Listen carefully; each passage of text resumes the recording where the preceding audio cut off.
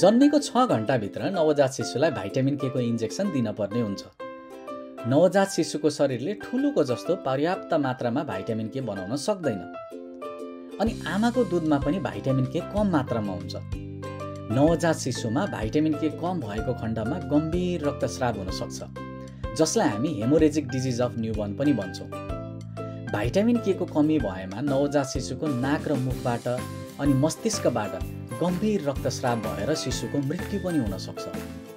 त्यही भएर नवजात शिशुलाई भाइटामिन के दिन एकदमै जरुरी हुन्छ। नवजात शिशु जन्मिने बित्तिकै दिइने अर्को औषधि भनेको इरिथ्रोमाइसिन ओइन्टमेन्ट हो। यो एउटा एन्टिबायोटिक मलम हो जुन हरेक शिशुको प्रत्येक आँखामा जन्मिने बित्तिकै एकचोटि लगाउनु पर्ने हुन्छ। यो किन लगाउनु पर्यो त? गर्भवती हुँदा आमाको योनिमा निजेरिया गोनोरिया नामको एक ब्याक्टेरियाले इन्फेक्सन गराउन सक्छ। कहिलेकाहीँ यो ब्याक्टेरियाले इन्फेक्सन गराएमा गर्भवती महिलामा कुनै लक्षण पनि नदेखिन सक्छ।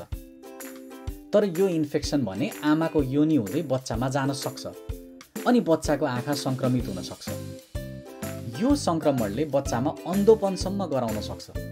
त्यही भएर यस्तो हुन सक्ने अन्धोपनबाट जोगाउनको लागि बच्चालाई जन्मिने बित्तिकै इरिथ्रोमाइसिन मलम लगाउनु पर्ने हुन्छ। अनि अर्को कुरा भनेको गर्भवती हुँदा महिलाहरूले डाक्टरकोमा गएर नियमित जाँच अर्थात् एन्टिनेटल स्क्रिनिङ गराइराख्नु पर्ने हुन्छ, ताकि यस्तो गर्भवती महिलाको योनिमा हुन सक्ने सङ्क्रमणहरू समयमा पत्ता लागेर त्यसको उपचार गर्न सकियोस्। अमेरिकन एकाडेमी अफ पिडियाट्रिक्स, जुन चाहिँ नवजात शिशु र बालबालिकाको प्रमुख अन्तर्राष्ट्रिय संस्था हो, त्यसले शिशुलाई जन्मिने बित्तिकै हेपाटाइटिस बी को खोप लगाउनु पर्ने हुन्छ भनेको छ। अघि योनिको सङ्क्रमण जस्तै हेपाटाइटिस बी को लक्षण पनि गर्भवती महिलामा नदेखिन सक्छ। लक्षण नदेखिए पनि इन्फेक्सन भने गर्भवती आमाबाट बच्चामा जान सक्छ। त्यही भएर नवजात शिशुलाई हेपाटाइटिस बी को खोप जन्मेपछि जति सक्दो छिटो लगाउनु पर्ने हुन्छ। आजको लागि यति नै। अर्को भिडियोमा हामी नवजात शिशुको नाभि, जसलाई हामी अम्बिलिकल कर्ड पनि भन्छौँ, त्यसको विषयमा कुरा गर्नेछौँ। म डाक्टर उत्सव तिमल सिन्हा, बालरोग विशेषज्ञ।